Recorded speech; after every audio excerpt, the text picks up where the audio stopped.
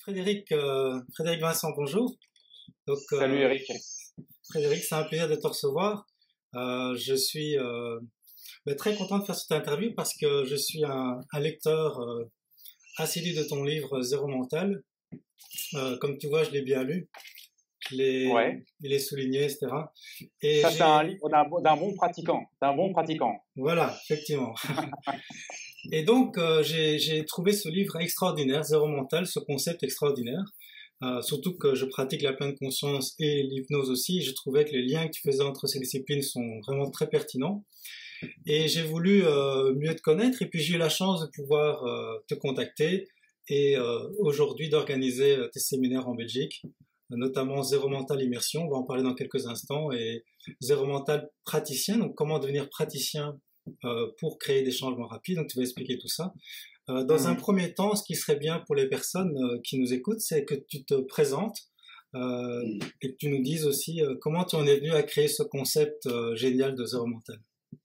Ok, super. Alors déjà, en termes de concept zéro mental, je tiens à dire que bon, le livre n'est qu'une... en fait, le zéro mental, c'est avant tout une pédagogie, c'est-à-dire que ça n'invente pas le centrage, ça n'invente pas la pleine conscience, ça n'invente pas la recherche de soi, ça n'invente pas tous ces éléments qui sont là depuis la nuit des temps. Le zéro mental, c'est plus une pédagogie qui va droit au but, qui est élaguée de tout concept philosophique, spirituel, etc. Et effectivement, de par ma pratique, qui a commencé il y a une vingtaine d'années environ, une pratique, je dirais, spontanée, autodidacte de la méditation intense et profonde. J'ai par la suite été formé donc aux techniques d'hypnose thérapeutique, d'accompagnement, PNL, etc.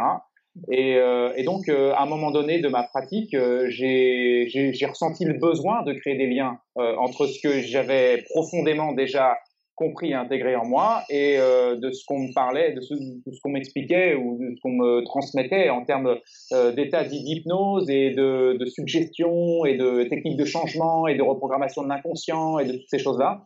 Mon esprit avait besoin de créer une cohérence entre tout ça. Et donc, pendant les 2 premières années de ma pratique d'hypnose thérapeutique, on va dire, ça a beaucoup ramé parce que justement, j'étais en proie en quelque part avec les concepts qu'on m'avait transmis et j'avais pas encore les clés pour les lier avec le zéro mental, les techniques profondes de recentrage ou d'éveil à un niveau plus profond de soi. Et avec le temps, ça a fini par se mettre en place, si bien que le zéro mental, que j'ai continué de toute façon de pratiquer par ailleurs, a permis d'élaguer certaines choses, même au sein de l'hypnose, même au sein donc des techniques assimilées comme la PNL, même si entre la PNL et l'hypnose, je fais personnellement pas de différence. Et du coup, ça a donné ce qu'on appelle aujourd'hui le changement rapide. Le changement rapide, ça a déjà été enseigné sous la forme d'une autre formation qui s'appelait PNLH à l'époque, qui avait été enseignée dans une grande école d'hypnose en France pendant 7 ans auprès de praticiens et maîtres praticiens. Donc ça, c'est toi qui as créé cette méthode de PNLH alors?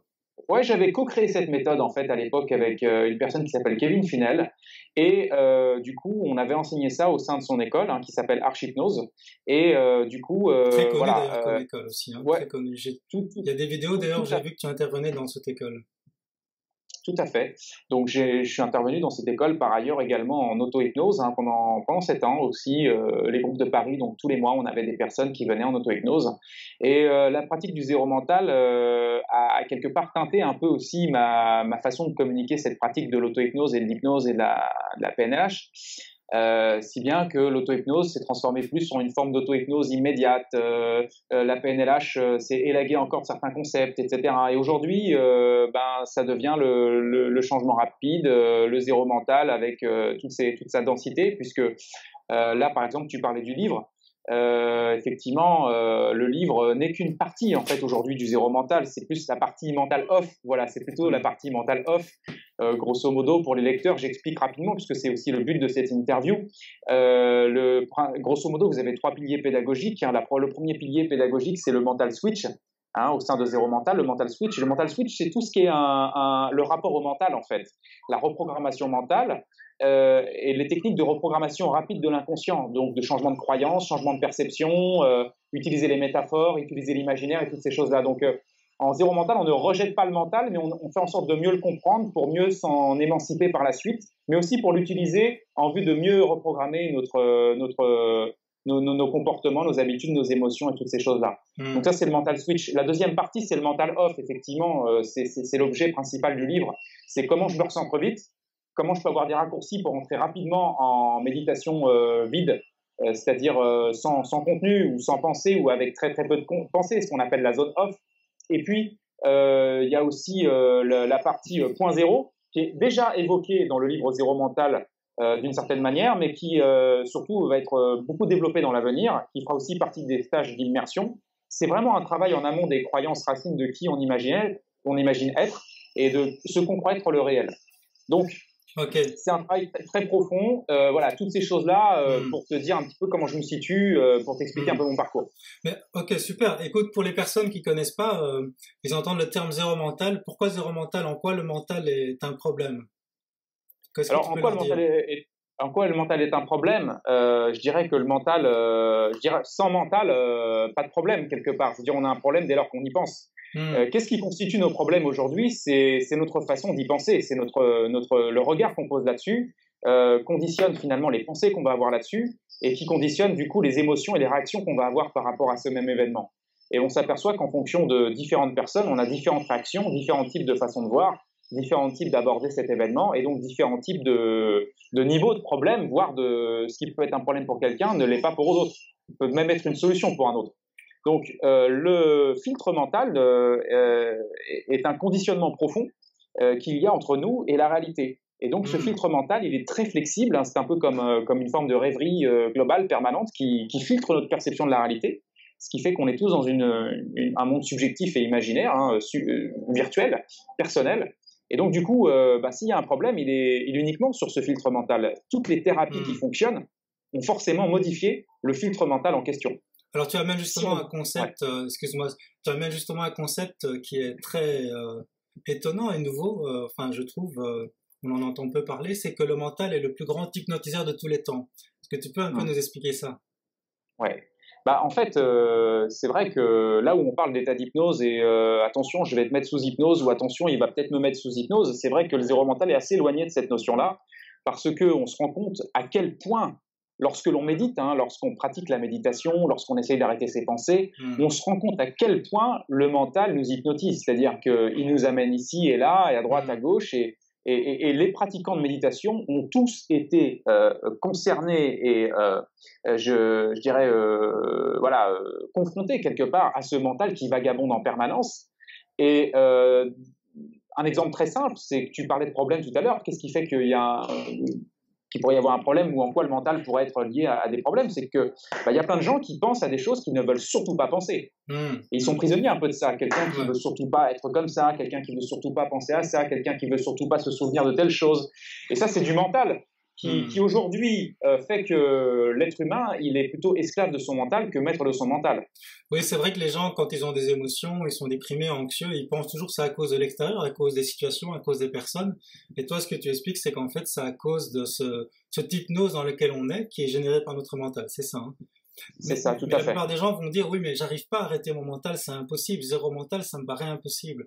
Qu'est-ce que tu peux comment tu approches cette difficulté? Alors, la première chose, c'est je lui dis viens au séminaire. La deuxième chose, je lui dis lis le livre. La troisième chose, c'est je vais te répondre autrement maintenant. C'est-à-dire que il est possible d'arrêter le mental. Ça ne veut pas dire que si tu arrêtes le mental, qu'il va parvenir, évidemment. Mais sur des techniques très simples, on peut déjà avoir des résultats très intéressants pour canaliser le mental, voire l'arrêter l'espace d'un temps. Quand je dis l'espace d'un temps, ça peut être quelques secondes, ça peut être quelques minutes. Et c'est déjà beaucoup. Hein, même si ça va, ça revient un peu, ça repart un peu, ça revient un peu, ça repart un peu, ça peut aussi rester d'une façon assez constante vers un point off. Donc on peut tout à fait arrêter le mental sur des techniques, des leviers simples. Pourquoi ça devient difficile pour ceux qui essayent de l'arrêter? Puisque généralement ça devient difficile pour eux parce qu'ils essayent de lutter contre. Quand tu essayes de lutter contre ton mental, quand tu essayes de l'amener ailleurs ou de le faire partir, c'est là qu'il revient encore plus fort. Donc, il existe effectivement des solutions pour stopper son mental. C'est vrai que ça peut créer un sas de décompression profond pour la personne. Et par la même occasion, on peut générer des changements grâce à ces états, je dirais, de déconnexion de la pensée. Et c'est quelque chose, Eric, qui va de façon progressive. C'est-à-dire que là où une personne peut ne pas être forcément consciente que son mental crée sa réalité. C'est la première prise de conscience qu'elle va avoir en zéro mental. Ouais. La deuxième prise de conscience, c'est qu'elle va se rendre compte qu'elle peut effectivement exister, même si son mental ne fonctionne pas. Et elle existe encore plus, elle est centrée sur le présent. Et crescendo, comme ça, on y va crescendo. Et l'avantage, c'est qu'on peut tester ça très rapidement. Je veux dire, en 5 minutes, on peut déjà avoir des résultats intéressants.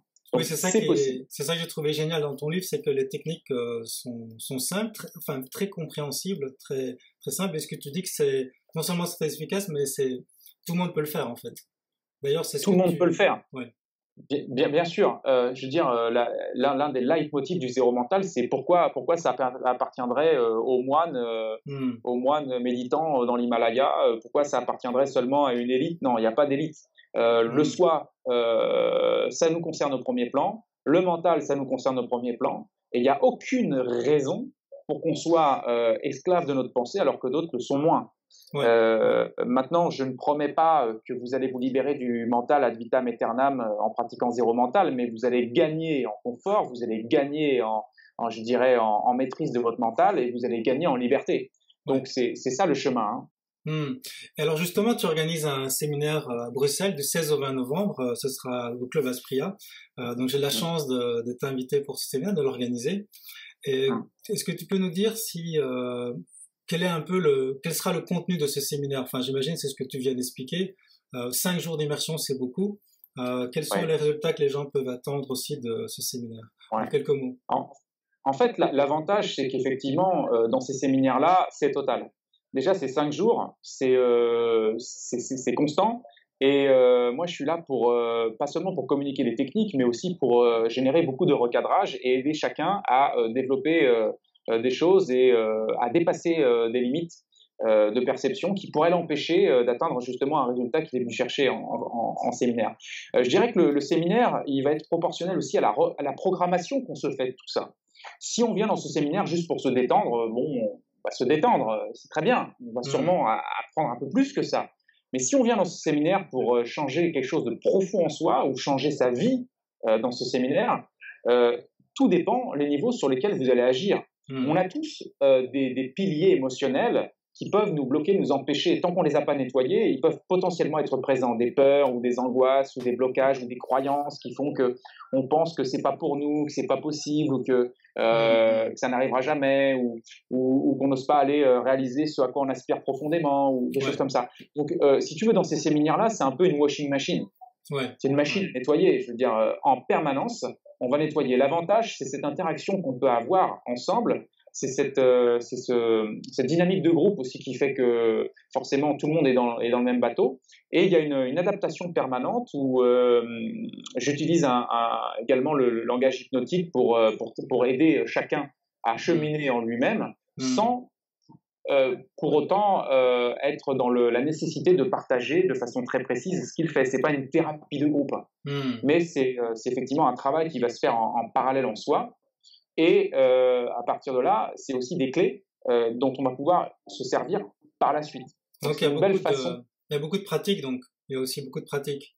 Voilà, c'est beaucoup de pratiques. J'aurais tendance à te dire que là où déjà quand je communique avec les personnes, même si en apparence je suis en train de parler, je suis déjà en train de faire évoluer leur point de vue, leur prise de conscience. Et puis ensuite, il y a l'aspect méthodologique pur, et puis après il y a l'aspect pratique. Donc je dirais que entre 50 et 70% du stage, il y a des cheminements qui se produisent, des mouvements qui se produisent dans le séminaire.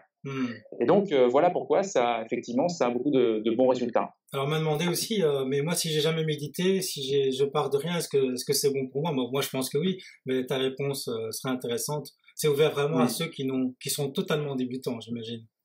Bien sûr, c'est-à-dire que le principe même du zéro mental, c'est d'être accessible véritablement à une personne même qui n'y connaît rien du tout. Du moment qu'on a simplement envie de changer ou d'évoluer, on va accuser réception de tout ça.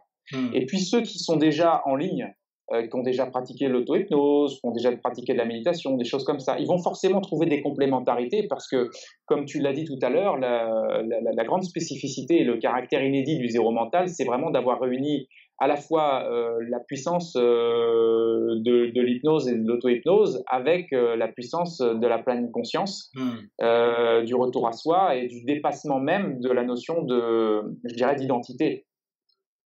Ouais, ouais. Et donc, des gens qui sont anxieux, des gens qui sont déprimés, qui se sentent un peu perdus, donc c'est vraiment intéressant pour eux parce que justement, dans ce genre de stage, tu parlais au tout début de l'interview, ils vont pouvoir justement peut-être mieux comprendre la cause de leur mal-être et aussi travailler sur leur identité. Je ne sais pas si tu fais déjà un travail sur l'identité dans le séminaire Immersion.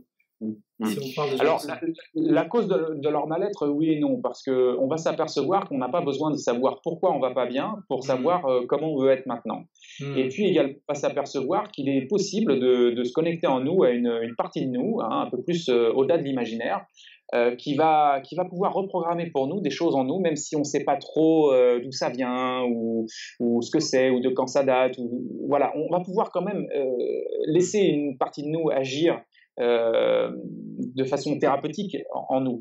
Donc, on va pas travailler sur des notions type analytique, pourquoi j'ai ce problème, à quel moment ça a commencé, et des choses comme ça. On va vraiment travailler uniquement sur des leviers type hypnose, PNL, mental off, qui sont des leviers de reprogrammation rapide de l'inconscient. Si je me permets, c'était juste pour dire la cause, c'est le mental en fait, c'est les ruminations qui se font et...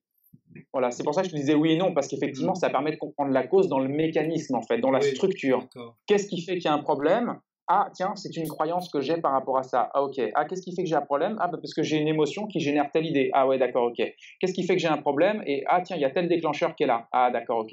Et on va pouvoir travailler de façon structurelle, c'est-à-dire on travaille plutôt sur le contenant que le contenu.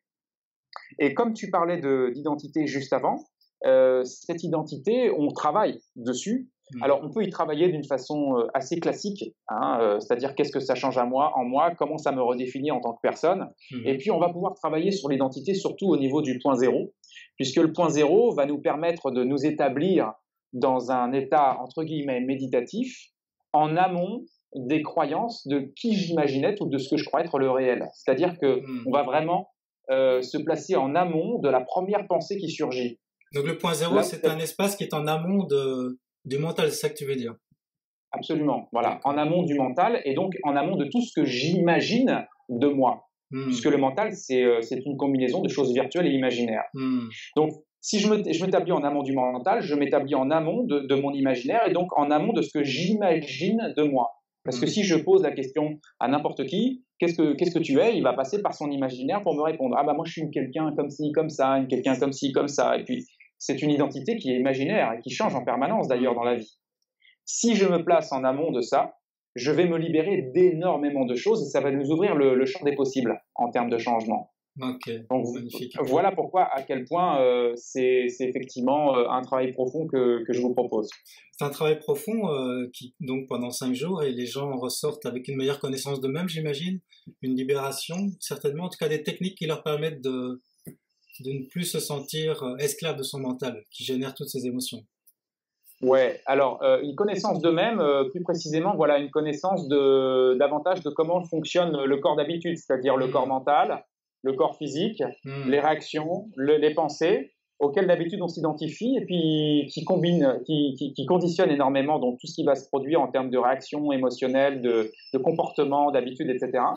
Et donc de faire ce travail d'observation, de comprendre la machine en fait, comment elle fonctionne, tout en nous émancipant de la machine, pouvoir reprogrammer la machine en fait. Ouais, ben écoute, c'est magnifique, c'est quelque chose qu'on devrait apprendre à l'école finalement et qu'on malheureusement n'apprend pas, donc c'est magnifique que ce séminaire ait lieu.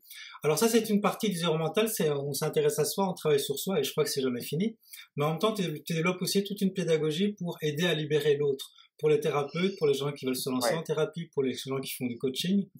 Est-ce que tu peux nous expliquer un peu ton approche par rapport à cette dynamique d'aider l'autre?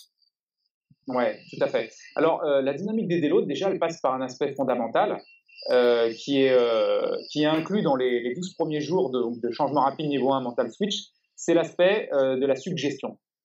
C'est-à-dire que quand une personne vous dit, voilà, moi je pratique l'hypnose, je t'accompagne avec l'hypnose, il faut bien comprendre que l'hypnose, c'est 90% de la communication uniquement. Ce sont le maniement des mots, le maniement du verbal et du non-verbal. Les mots et la façon dont je prononce les mots. Ouais. Et puis c'est également des techniques stratégiques pour faire en sorte de faire émerger les solutions de l'intérieur de la personne.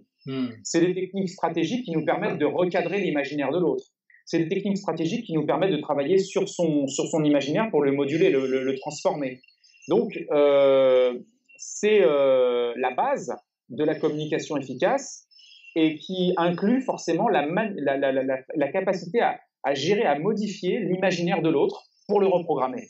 Donc, c'est la première partie mental switch qui est au final une capacité à faire une version épurée et accélérée de l'hypnose PNL. Alors justement, voilà, j'ai vu que tu formais en France déjà nombreux, hein, t'as déjà formé des milliers de personnes, donc beaucoup de thérapeutes et des gens qui font la PNL, et tu trouves des raccourcis. C'est ça que tu expliques, hein, en fait. Tu vas à l'essentiel, tu utilises le meilleur de ces techniques, si j'ai bien compris. Donc c'est bien pour les thérapeutes, ce praticien, mais est-ce que c'est bien aussi pour des gens qui n'ont jamais fait de thérapie, mais qui veulent se lancer dans la thérapie? C'est justement une technique saine pour avoir une base puissante, ouais. Sur laquelle on peut s'appuyer sans, entre guillemets, faire de bêtises. C'est-à-dire que une des premières choses sur laquelle on travaille en changement rapide, c'est véritablement de ne pas faire de projection personnelle, par exemple. Ouais, ouais. Et c'est aussi de faire émerger des solutions qui viennent uniquement de l'autre. Donc, de ne jamais proposer de solution, mais de faire émerger des solutions qui viennent de l'autre. On s'aperçoit qu'à ce moment-là, il y a une magie qui se produit, c'est la magie de l'inconscient, c'est-à-dire que c'est l'inconscient qui vient nous amener les solutions en face. Quand on observe bien l'autre, qu'on ne fait pas de projection, qu'on laisse les ressources venir de l'intérieur de l'autre, qu'on fait attention à ses croyances en tant qu'opérateur, en tant que praticien, à ce moment-là, on a la possibilité de travailler d'une façon éthique, propre, et en même temps, sans forcément avoir besoin d'avoir un bagage technique énorme avant. C'est-à-dire que, justement, les personnes qui ont beaucoup de bagage technique analytique, souvent, ils abandonnent un peu ce bagage technique analytique pour passer sur ce mode plus intuitif et utilisationnel de ce qui se passe dans l'autre. Donc, évidemment, c'est aussi pour ça que c'est ouvert même aux personnes qui débutent, tout comme aux hypnothérapeutes qui ont déjà une formation de praticien en hypnose ericksonienne et qui souhaitent avoir une version plus droite au but, puisque comme le zéro mental est une façon d'élaguer la pensée, vous imaginez bien que ça a forcément élagué des concepts au passage, et c'est pour ça que le changement rapide, il est épuré de certaines choses. Donc, c'est aussi pour ça que ça plaît. Et oui, j'ai vu, tout simplement... j'ai vu des témoignages, excuse-moi, j'ai lu des témoignages sur ton site de plein de thérapeutes, d'hypnothérapeutes qui sont ravis parce qu'ils ont l'impression de gagner du temps, ça va plus vite, ils ont trouvé des raccourcis. Mais justement, il y a souvent cette idée de rapidité qu'on retrouve, d'ailleurs le changement rapide. Est-ce que tu peux nous parler un petit peu, tu as commencé à en parler déjà un petit peu, mais est-ce que tu peux nous parler un petit peu de cette notion de changement rapide qui intrigue beaucoup? Alors, voilà, changement rapide, justement, c'est pas forcément d'aller plus vite possible, c'est surtout d'avoir une pensée pragmatique, ou voilà, d'être pragmatique tout simplement, en se disant si il y a un raccourci, je vais le prendre. Celui qui fait des détours en thérapie, c'est rarement parce qu'il connaît les raccourcis.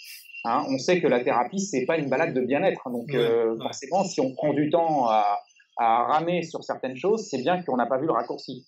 Alors, non pas qu'on aurait la prétention de connaître les raccourcis à chaque instant pour chacun, mais l'idée, c'est de dire, voilà, on ne fait pas mieux ni moins bien que l'hypnose traditionnelle, simplement, on va prendre des raccourcis le plus possible. Donc, à différents niveaux, hein, même dans la façon de communiquer des suggestions, dans la façon de questionner l'autre, dans la façon de s'y prendre. Et donc, la notion de changement rapide n'est pas une notion de le plus vite possible, mais c'est de gagner du temps. C'est ça. Et donc, du coup, forcément, de conserver, de garder, de maintenir le leading, hein, le contrôle de l'accompagnement pour ne pas se faire hypnotiser par le client qui est en face. Hein, pour ne pas rentrer dans cette histoire, là où, par exemple, il a tendance à nous embarquer, bien là, le changement rapide va nous sortir de ça. Magnifique, magnifique. Et ça, c'est donc, on voit ça déjà dans le premier niveau, c'est ça, hein, tu as fait plusieurs niveaux, le praticien niveau 1. En Belgique, ça commence du 29 novembre au 4 décembre, je mettrai les dates en dessous pour le premier niveau. Puis ensuite, il y a d'autres niveaux qui qui est un niveau 2 aussi. Je sais pas si tu peux nous en parler déjà un petit peu. Oui, je t'en parle. Alors, juste pour préciser, ça commence effectivement du 29 du 29 novembre au 4 décembre pour les premiers 6 jours de la première partie de 12 jours. Ouais. On a effectivement, je crois, du 10 au 15 février pour la finalisation de ces premiers 12 jours. Alors ensuite, on a le praticien changement rapide mental off. C'est une capacité à accompagner l'autre vers la zone au-delà de l'imaginaire. C'est-à-dire que là, on va effectivement, pour reprendre les mots que tu as dit tout à l'heure, on va diminuer ses pensées, jusqu'à peut-être presque même les arrêter à certains moments, grâce à des techniques simples, encore une fois, qu'on va demander aux clients d'appliquer. Et à partir de là, quand on sera dans cette zone off, on va générer, à partir de là seulement, une reprogrammation rapide du problème pour lequel il est venu. Là où d'habitude en hypnose, on va plutôt dire, OK, on va passer par l'imaginaire pour reprogrammer son truc, et bien là, on va dire, OK, on va aller dans la zone off, et on va laisser cette zone off infuser pour nous, sans qu'on sache vraiment, ni moi, ni le client, ni personne, qu'on sache exactement vers où ça va aller. Mais on sait que la zone off va générer un changement dans une direction plus sage ou plus adaptée pour le client. Parce que c'est vrai qu'une des choses qu'on peut se poser des fois quand on pratique l'hypnose juste traditionnelle, c'est est-ce que ce que le client veut, c'est ce qu'il lui faut ? Et la solution qu'il imagine être idéale, qui est déjà très bien, je veux dire, c'est super de pouvoir bosser comme ça, rien à dire. Mais est-ce que ce qu'il imagine à l'idéal, est-ce que c'est vraiment ce qu'il lui faut ? Et c'est là qu'en mental off, des fois, on est assez surpris parce qu'on se dit, tiens, ah oui, mais en fait, oui, voilà. Le mental off, c'est un peu comme ouvrir une porte comme ça, et clac, ça laisse passer un flash, c'est une métaphore, ça laisse passer un flash de lumière qui donne une solution comme ça. Et donc, c'est ce qui se produit généralement dans les sessions mental off. Et également, ça permet de trouver des techniques conversationnelles ou d'induction formelle pour recentrer l'autre dans cette zone off. Pourquoi pas pour le mettre en autonomie, pour lui apprendre à le reproduire lui-même de son côté. Et c'est aussi pour l'autre partie de la formation, le praticien travaille sur son centrage à lui. Et donc, forcément, développer son côté plus intuitif, sortir de son mental et avoir une assise meilleure dans son accompagnement. Et là, c'est seulement 5 jours, mais en 5 jours, il se passe énormément de choses. D'accord. Voilà. J'imagine que si tu m'as posé la question sur le niveau 2, c'est que tu attends une réponse sur le niveau 3. Voilà, tout à fait, oui. OK. Donc, du coup, le niveau 3, c'est un travail qui va être encore plus un travail personnel pour le praticien. Travailler en amont de ses croyances les plus profondes.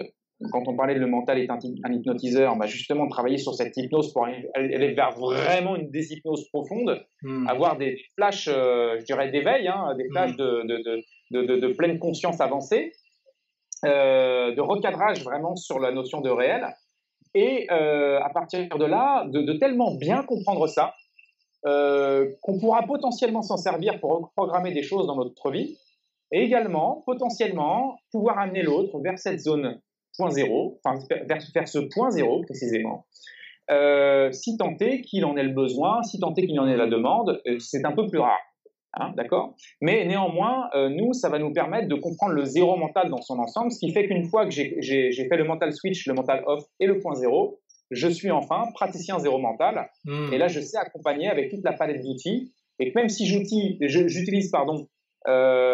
je sais pas moi, dans mes accompagnements, 50% de mental switch, 35% de mental off et 15% de, si j'ai bien calculé, de point zéro, eh bien, je comprends dans l'ensemble la profondeur que le point zéro apporte dans l'accompagnement thérapeutique. Parce que c'est un vrai recadrage et on comprend grâce à ce point zéro que le point zéro est au final la fin de la thérapie.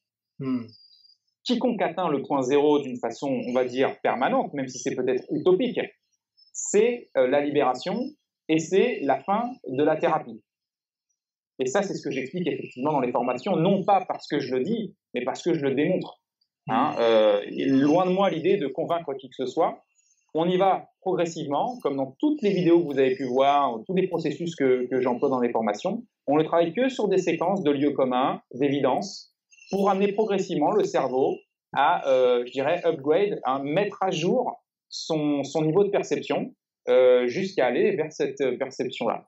Alors justement, j'ai vu des vidéos que tu as mis sur YouTube, c'est vraiment chouette que tu as pu les mettre. On voit des extraits de tes séminaires et il y a vraiment des moments où c'est très impressionnant. On voit vraiment un switch chez la personne, un changement de perception. Donc j'invite les personnes à aller voir tes vidéos et bien sûr à venir à ce séminaire à Bruxelles.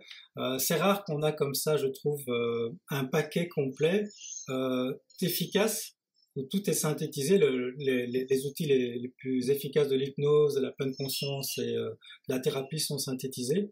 Et ça peut, je pense, faire gagner des années aux thérapeutes qui veulent se lancer, ou même déjà aux thérapeutes, ils vont trouver des raccourcis intéressants. Alors j'ai vu que tu as aussi une liste de praticiens, donc tu as déjà formé pas mal de praticiens. Donc je pense que les gens, après qu'ils ont fait les 3 niveaux, alors ils peuvent être sur la liste des praticiens environnementaux, c'est ça j'imagine.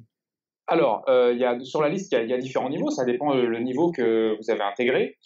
Pour être sur la liste, il suffit effectivement déjà d'avoir démontré des compétences forcément pendant la formation, et également d'être en supervision régulière par la suite. Hein, c'est des supervisions régulières sur Internet, ce qui garantit à l'Institut et aux gens que je recommande, à qui je vous recommande, que je recommande quelqu'un qui est véritablement toujours dans la lancée du changement rapide, des principes du zéro mental, etc. Donc effectivement, voilà, à partir de là, oui, vous êtes sur l'annuaire, et là, le nouveau site a été lancé tout début septembre, donc j'ai quelques praticiens qui sont déjà inscrits, et voilà, il y en a de plus en plus, effectivement. Ok, ben en Belgique, il reste des places, donc j'invite les personnes, si elles veulent en savoir plus, me contacter, ou aussi te contacter si elles veulent. En tout cas, je mettrai toutes les dates en dessous de la vidéo. Je mettrai la page de l'événement sur Facebook. Et puis, si des personnes ont des questions, mettez-les dans les commentaires en bas et j'y répondrai avec plaisir. Écoute Frédéric, merci beaucoup pour cette interview. Je suis très enthousiaste de te recevoir bientôt en Belgique. Je te remercie beaucoup pour cette organisation. Toi qui bosses aussi sur un niveau intuitif, tu sais qu'on a déjà une bonne synchronisation sur tous ces éléments-là. Ouais. Et puis, on pourra aussi rappeler qu'il y aura probablement, quand je dis probablement, c'est à 99,99% un hangout, une conférence, une web conférence interactive en octobre. Je crois que c'est le 3 ou 4 octobre. Le 4 octobre, nous organisons une conférence pour tous ceux qui veulent poser des questions en direct. J'en mettrai le lien également dans la vidéo quand on aura publié. Ouais. Okay, voilà, super, donc je te remercie pour tout ça. Et puis on va faire une super session d'immersion et donc de cycle praticien zéro mental. Et effectivement, comme tu l'as dit, je suis également disponible pour répondre à certaines questions autant que je puisse, autant que je peux. Je sais plus comme on dit. Mais bon, bref, on aura compris. Merci beaucoup Frédéric, c'était un plaisir de te recevoir. Ok, ça marche. Allez, à bientôt. Au revoir.